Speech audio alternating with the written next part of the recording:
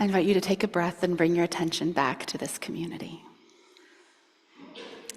This community that has been here for so many years, through so many generations, through so many children and families, people being born and living and dying here at the Unitarian Society for a long, long time. As a congregation, we are entering into a time of reflection on the future of this congregation, on how we can improve the campus through a capital campaign to live fully into our mission of justice and joy in the world. And after the service, we're going to be having a town hall meeting to talk more about these plans that are shaping up. But as we head into this capital campaign in the coming year, we're inviting members of our Board of Trustees to offer reflections on this community and this campaign. And so I'd like to invite Judy Farris to come forward. Now, Judy, you may know as a former president of our Board of Trustees, currently on the board, but what you may not also know is that Judy is our resident archivist and has spent countless hours down in the basement learning about the history of this congregation. And so as we look forward, it is good to hold the whole span of this in our minds. So Judy, come on forward and share with us a little bit of what you've learned about the Unitarian Society of Santa Barbara over the generations.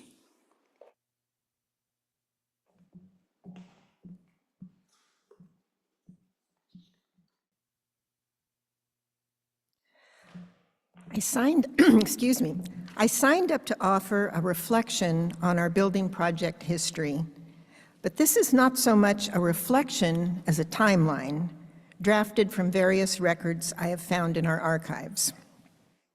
I hope it gives you some information to reflect upon, an inkling of how the visions of past USSB congregations gave us the complicated network of joy we have today.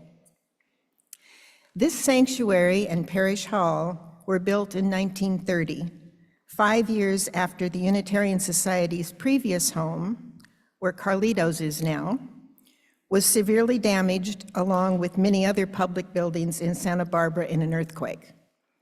The congregation had 122 members with 38 children enrolled in classes and raised the majority of the funds to cover the $90,000 cost from member contributions, with the remainder covered by a loan from the American Unitarian Association. That was expected to be repaid from the proceeds of the sale of the lot where the previous church stood, but less was realized than anticipated, and it would be 20 years later that it was paid off. By 1945, the congregation had grown to 155 members with 60 children enrolled. More classrooms were needed, but no contributions were.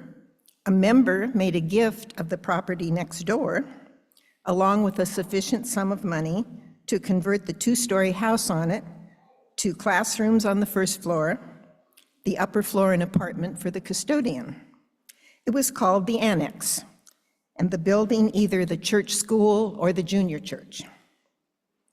The congregation continued to grow, and by 1957, had 268 members with 138 children enrolled. They raised funds via a member canvas, got a new loan from the Unitarian Association, and built an additional junior church at the rear of the property, which was dedicated to the retiring minister, Reverend Berkeley Blake.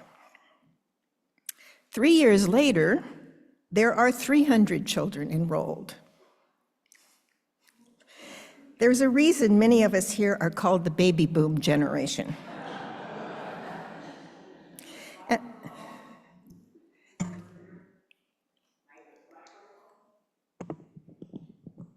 Better? Okay. Maybe I'll put this over here.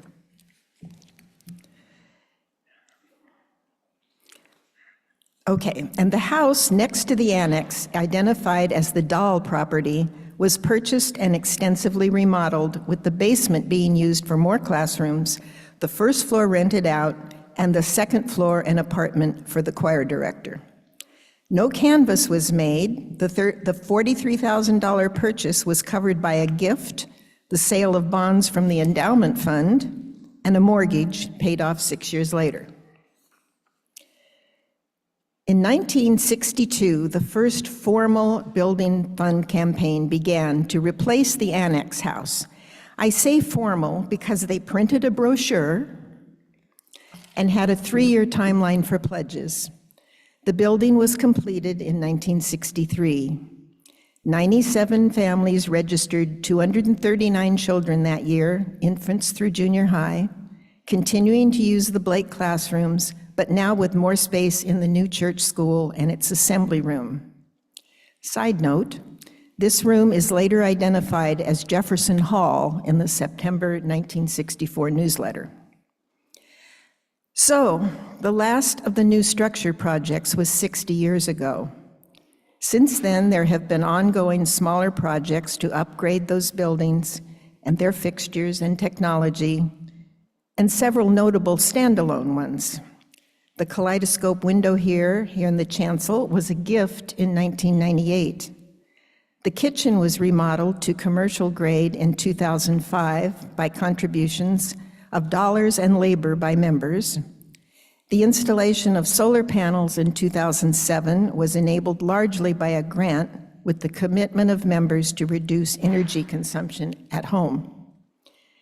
And then, the second ever formal capital campaign, culminating in a groundbreaking in 2008 to make accessibility and environmental improvements, add a terrace, stairs, and a lift outside of the sanctuary, landscaping and hardscaping between the upper and lower campus to better link them, replacing windows in Parish Hall, funded once again mostly by pledges, plus an additional mortgage.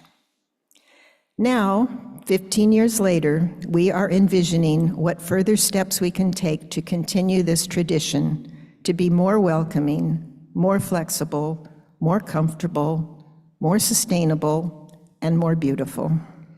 The input from all those who shared their ideas earlier this year has been analyzed, prioritized, investigated for feasibility, and estimated for ballpark costs. Today's meeting in Parish Hall, after the service, will present the preliminary results. Please come and learn about them as we prepare for our third ever formal capital campaign.